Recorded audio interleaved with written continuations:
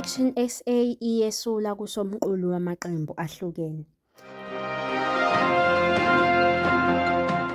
I-Action SA isimemezele ukuthi iyasula ku-Multi-Party Charter ithi amaqembu athile aku-Multi-Party Charter athengise abantu baseNingizimu Afrika.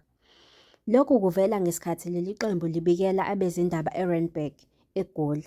Le nhlangano ithi amalungu e-Multi-Party Charter exoxa ngokudlelana ne-ANC ngokusobala aphula isivumelwano.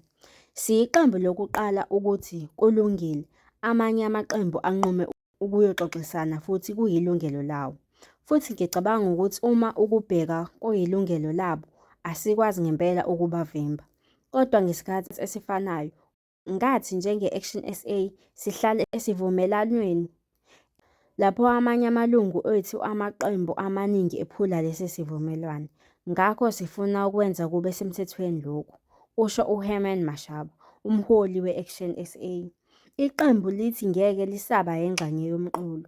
Ithi njengamanje igxile kuhulumeni wasekhaya.